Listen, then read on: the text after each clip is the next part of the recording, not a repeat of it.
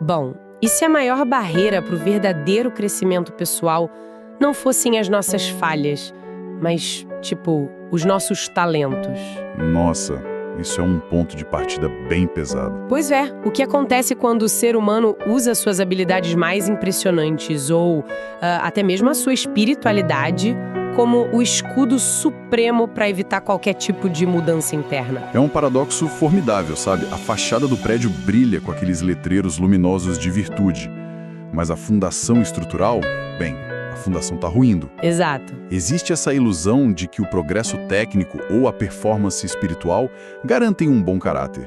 E a história nos mostra de forma bem brutal que uma coisa não tem absolutamente nada a ver com a outra. Com certeza. E é exatamente esse o foco da nossa imersão de hoje. A gente parte de uma base de exploração fantástica, que é uma compilação de análises teológicas, filosóficas e sistêmicas profundamente influenciadas pelo pensamento de Sidney Soares. Um intelectual brilhante, diga-se de passagem. Muito. Ele transita magistralmente entre a psicanálise, a ciência e a teologia cristã. Então, a grande missão desta nossa análise profunda hoje é investigar esse embate histórico. Essa tensão, sabe, entre o desejo quase incontrolável de manifestar poder e a resistência absoluta à verdadeira transformação de quem a gente é. E o mais interessante é estabelecer desde já que não estamos diante apenas de um estudo teológico tradicional, né? O material propõe uma rigorosa avaliação antropológica e epistemológica. A gente vai navegar por 4 grandes marcos: a Torre de Babel, o evento do Pentecostes, a Igreja de Corinto e culminando, claro, na era pós-moderna em que vivemos hoje. Peraí, antes da gente avançar, essa expressão avaliação antropológica e epistemológica soa meio como o título de uma tese de doutorado que, tipo, pouca gente leria até o fim. É verdade. O que a gente está dizendo na prática, para quem nos ouve, é que o foco aqui não é apenas decodificar textos religiosos antigos, certo?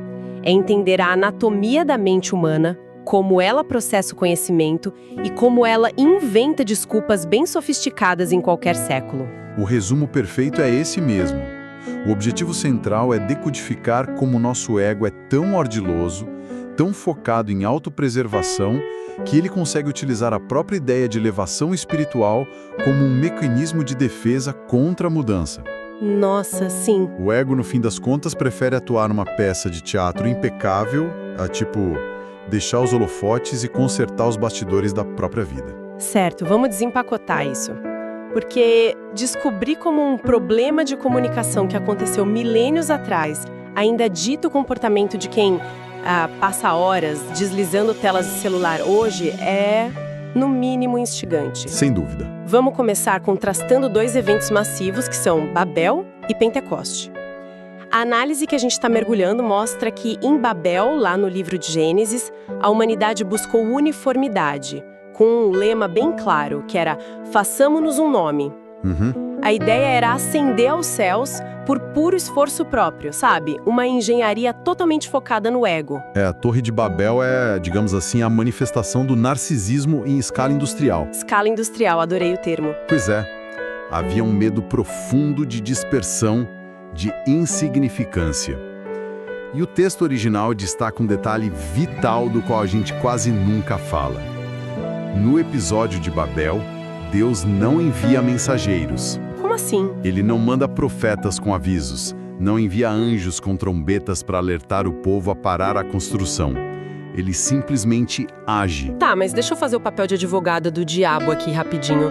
Intervir confundindo as línguas, quebrando a comunicação de todo mundo do nada, isso não soa apenas como um castigo divino padrão? Tipo, por que não mandar um aviso antes? É uma ótima pergunta. E a resposta é porque o coração daquela sociedade estava completamente blindado pela autossuficiência. Ah, entendi. Uma torre daquele tamanho exige a supressão absoluta da individualidade. Era uma câmara de eco de pura vaidade. Eles não queriam ouvir a Deus, eles queriam ser aplaudidos por Ele. Nossa, profundo isso. Então, a intervenção de quebrar a comunicação não foi um prelúdio para a mensagem. Foi a mensagem em si. Deus confundir as línguas foi um antídoto sistêmico contra a arrogância deles. Faz sentido. porque ao quebrar a linguagem, quebra-se a capacidade de organizar a rebelião do ego. A única mensagem que eles eram capazes de ouvir naquele estado de, embriaguez coletiva, era o colapso do próprio sistema. Faz todo sentido. Pensando aqui, é como um projeto corporativo massivo de rebranding, totalmente focado em afagar o ego da diretoria, Exato. Sem entregar nenhum valor real para o cliente e que acaba implodindo porque os departamentos simplesmente param de se entender no meio do processo. Uma analogia perfeita. E aí o material cria um contraste absoluto com o Pentecostes, lá em Atos 2, chamando ele de o anti-Babel. Em Pentecostes, a direção se inverte completamente, porque é Deus quem desce até o homem.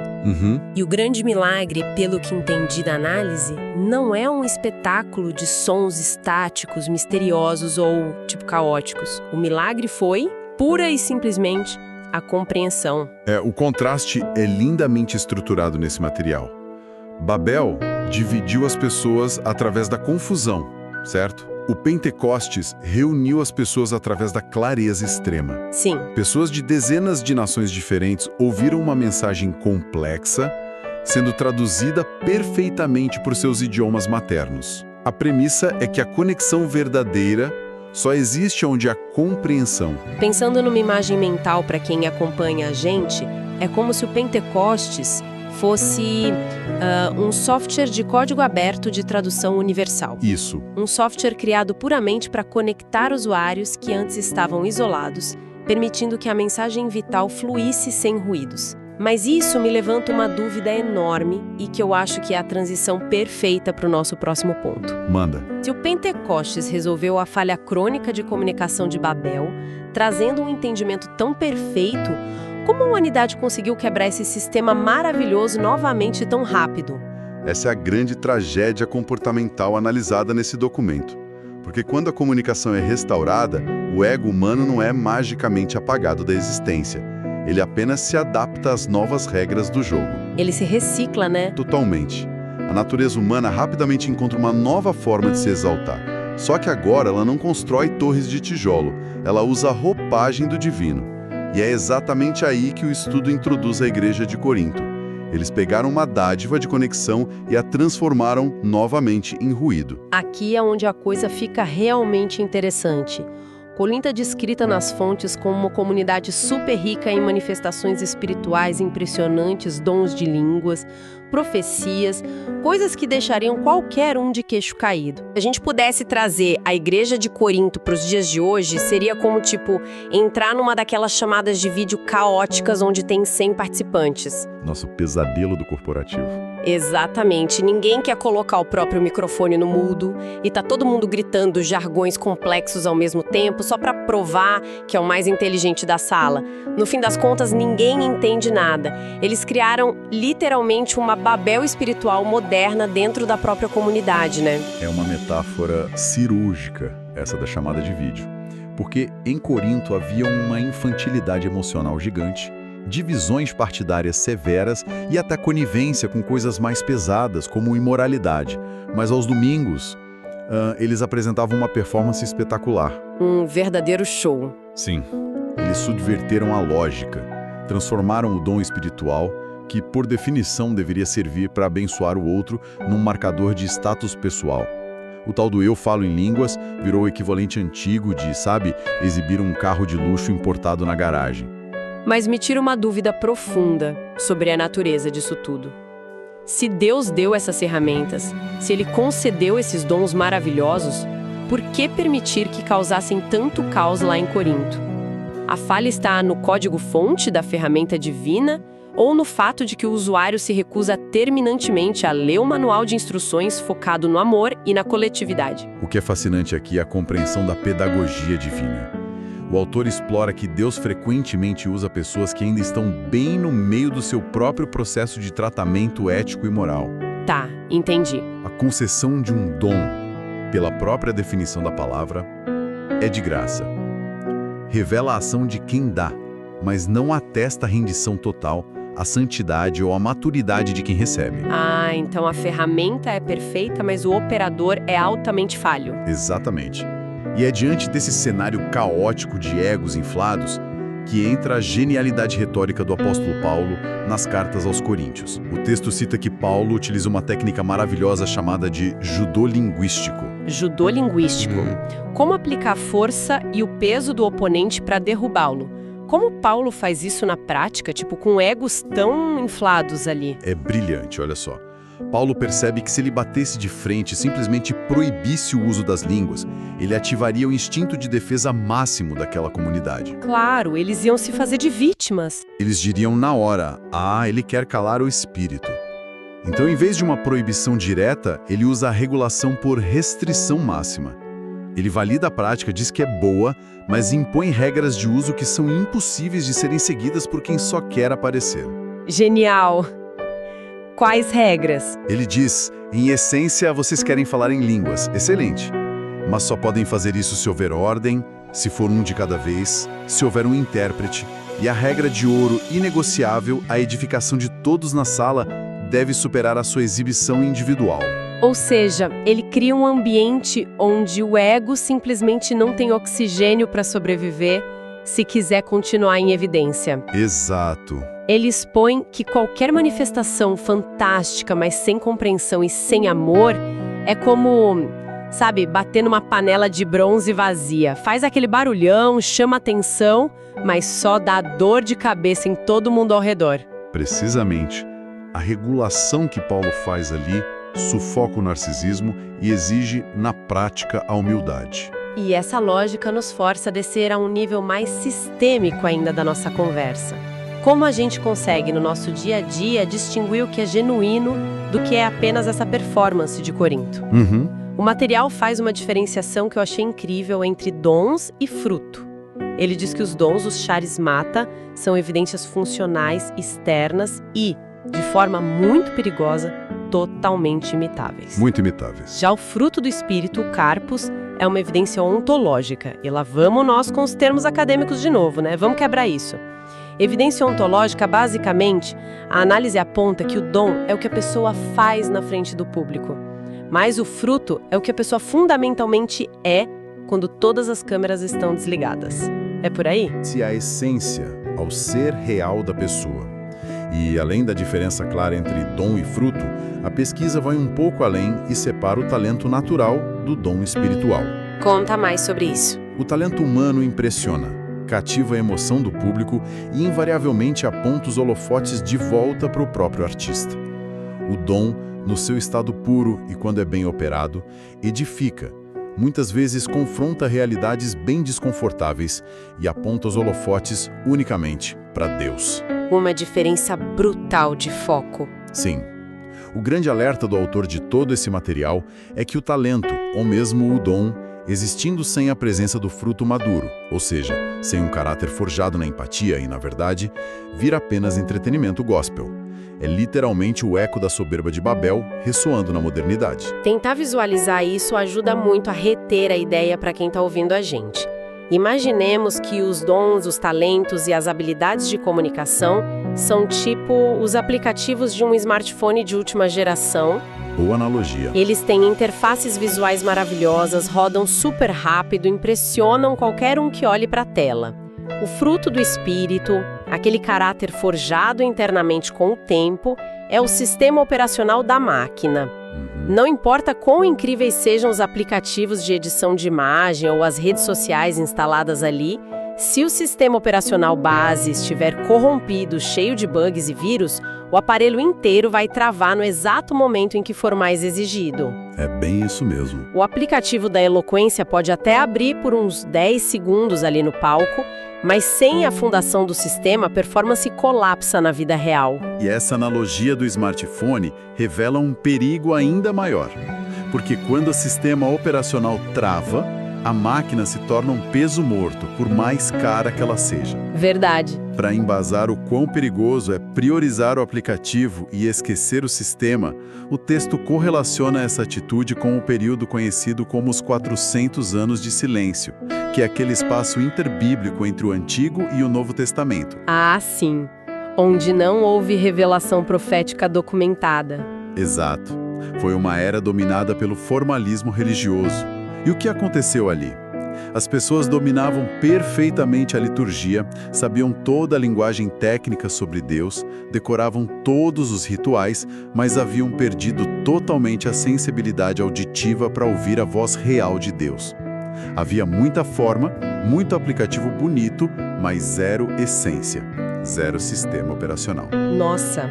E isso é a ponte perfeita para o clímax dessa nossa linha do tempo, que é a era pós-moderna, o momento do agora, porque é a mesma raiz de orgulho que fez o homem empilhar tijolos lá em Babel e a mesma carência de atenção que fez o grego de Corinto transformar o culto em um show de talentos, ainda opera na mente humana contemporânea. Sem tirar nem pôr. A grande diferença é que, hoje, essa raiz conta com mecanismos de defesa incrivelmente mais tecnológicos e muito mais sofisticados. A pesquisa descreve a pós-modernidade como o império absoluto da verdade personalizada. A minha verdade, né? E isso, o ego de hoje não resiste à verdade por um déficit de inteligência. Não é falta de acesso à informação.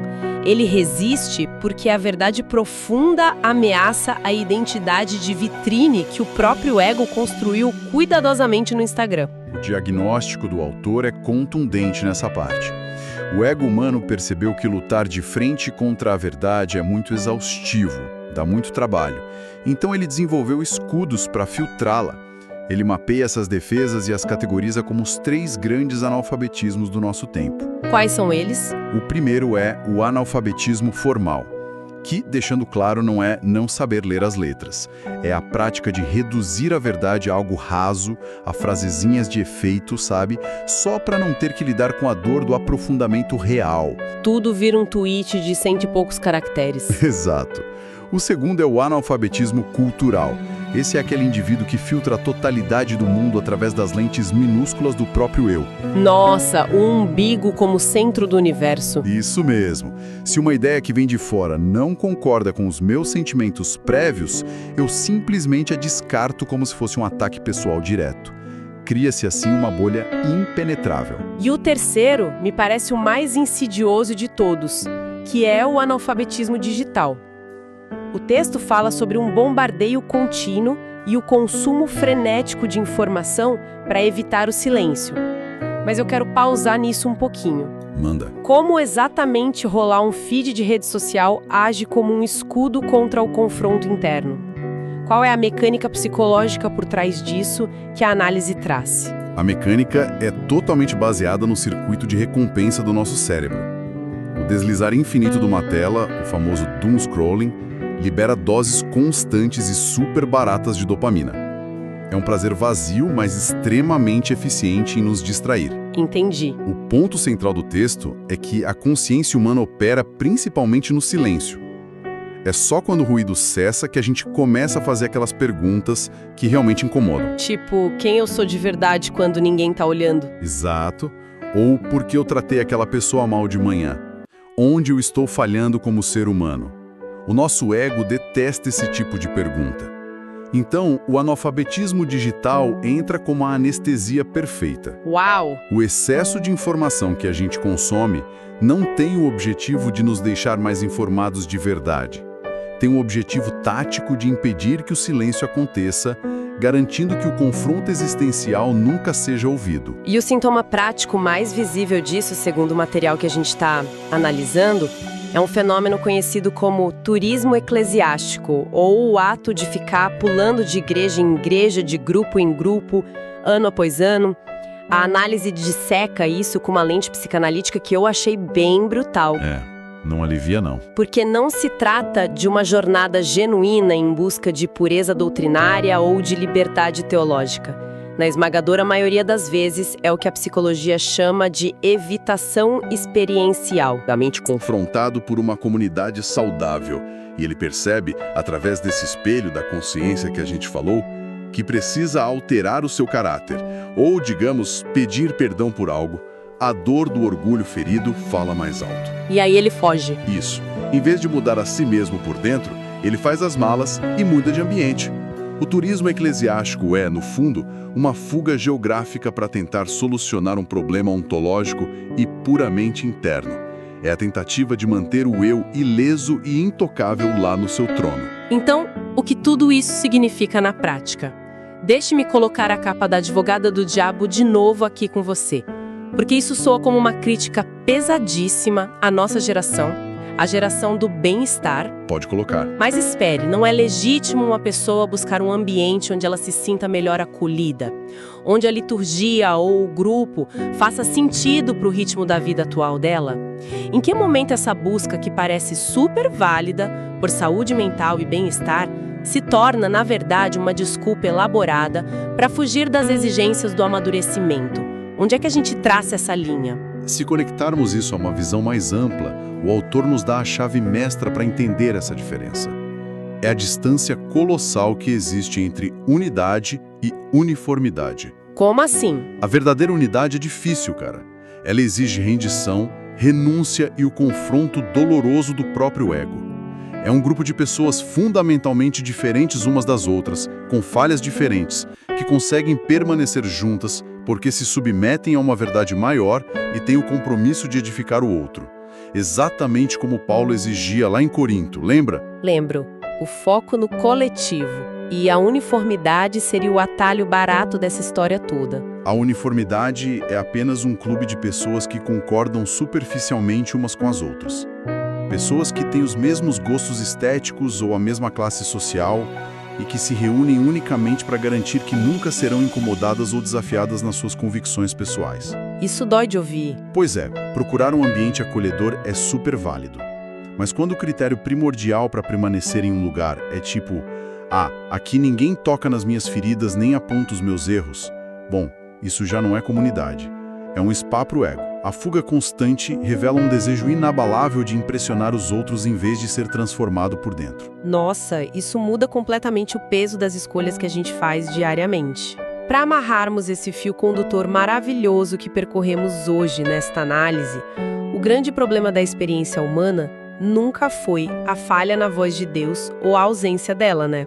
Nunca. A questão central, desde o início dos tempos, é a recusa firme do ser humano em se submeter a essa voz. Seja empilhando tijolos num sol escaldante para construir torres que tocam as nuvens lá em Babel, seja performando falsas espiritualidades ruidosas e brigando por espaço no palco em Corinto, ou simplesmente deslizando telas até os olhos arderem na nossa era digital só para abafar o barulho da própria consciência. O método muda bastante, mas a motivação é absolutamente idêntica. Fica muito evidente, depois de toda essa jornada, que habilidades natas, talentos performáticos e até conhecimento teológico superficial frequentemente funcionam como escudos blindados.